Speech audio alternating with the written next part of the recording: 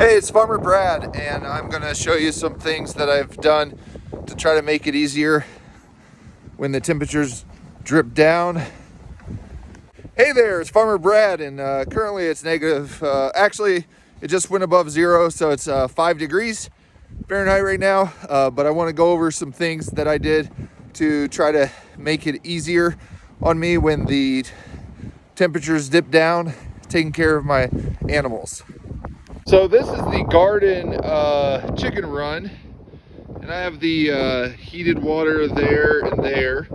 I went ahead and put in this gate, but this coop I was trying to block the wind, and it ended up not working out so well. I pretty much ran out of time, and then when I checked on the animals, this door had blown open and they were covered in snow, so I ended up putting them in the barn. So one thing you want to do is make it easy on yourself, is bring all the animals as close as you can to one central point. In my case, I have brought my chickens into the barn. So this is one side of the corn crib that I put down some straw bedding. And I have a wide roost down here, so it allows them to tuck their feet underneath their feathers. You also want to make sure that the chickens have cracked corn. So that cracked corn, when they eat it, it will help generate more energy inside them to help them get through the cold nights.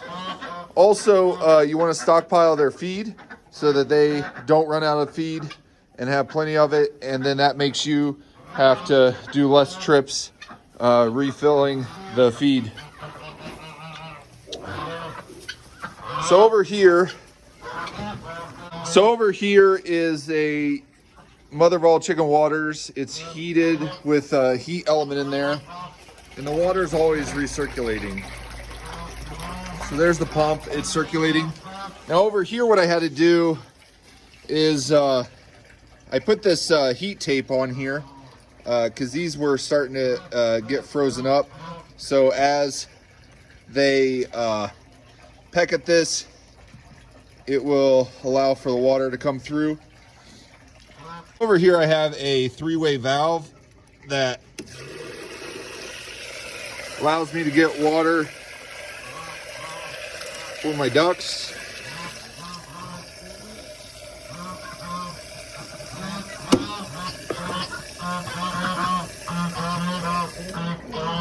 While keeping the flow of water in here. I also added a heat tape in order to try to keep these horizontal water nipples from frosting up. And the water circulates. Then my larger birds have access to the outside chicken run if they do so choose to venture out there. So I have cameras in each side so I can remotely monitor to see how they're doing. Over here I moved the birds from the garden chicken run, and they seem to be doing great over here. Added bedding, they got food here, they got cracked corn there, and they got a bulk feeder here, and they're doing well on here. Now this side is a little bit shorter so that smaller birds are able to get water out of there, and so it goes up here, down here, circulates through, and then returns back. Let me show you what I've done for the sheep and the rabbits and the quail. So for the quail, what I did was I installed this water bar. I actually had to remove that because the ice was building up on that one. So they're still able to pack and get water out of this. And the water is circulating. It comes over here.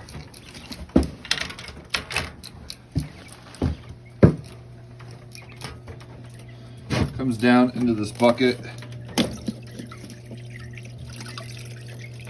And then there's a pump down in there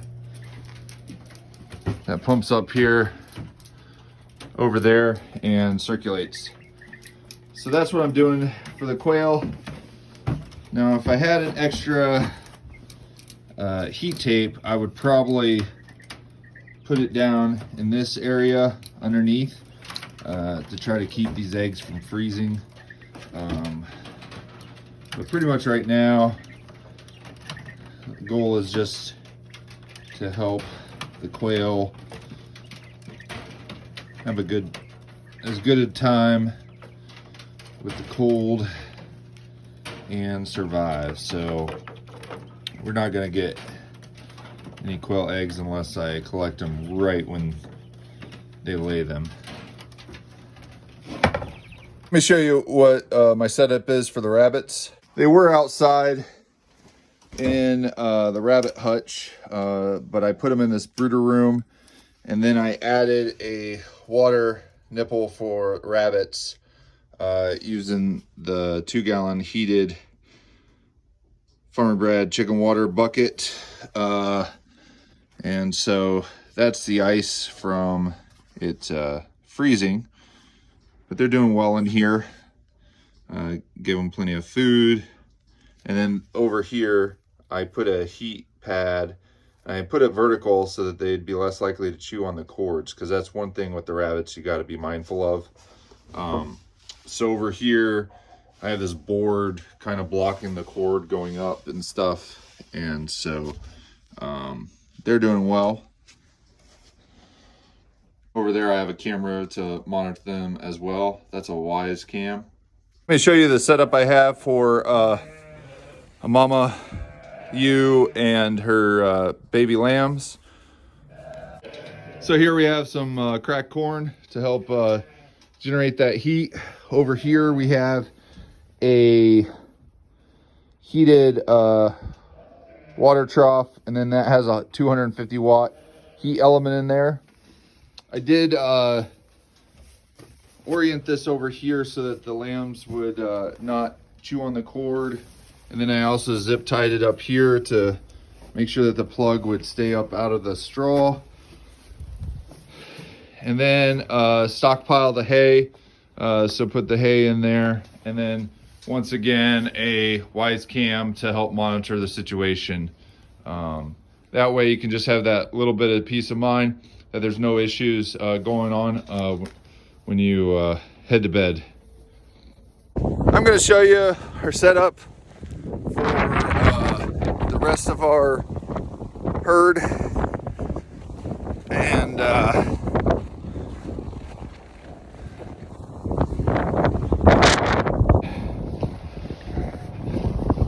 right here I have another Wise camera, and this one is solar powered, so I need to come over here and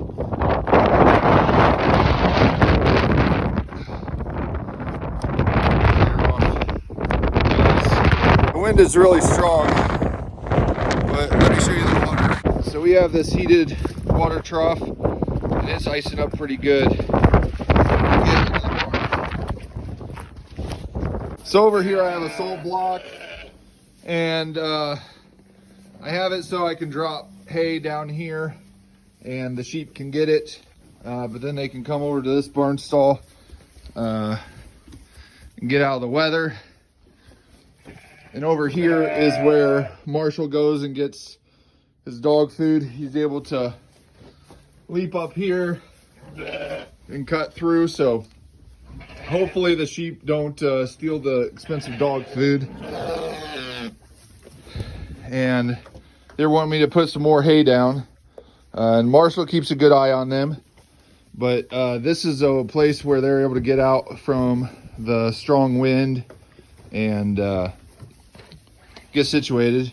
Now, as the ewes end up having the lambs, we'll end up putting them in that other stall there. Pretty much we've noticed that the ewes, the lambs will go underneath the fence, and then the rest of the flock will try to follow. So we're going to try to train them by putting an electrical line in that other stall so they can learn at an early age to respect the electric fence. Now, a couple of years ago, we had a water line break, and I ended up putting in some new frost-free hydrants, and so that was a way of making it more convenient in case I have to bucket any of the water out. Let me go ahead and get these sheep some hay, and we'll call it a day. Hope everyone stays safe out there, and good luck keeping their animals warm and fed. And just a reminder, don't put a heat lamp in your barn if you can at all avoid it. Have a great day. Bye. I also forgot to mention, it's really important to have a good quality generator. Check out a video on my YouTube channel where I do an unboxing of the Win inverter generator I got from Menards. Have a great day.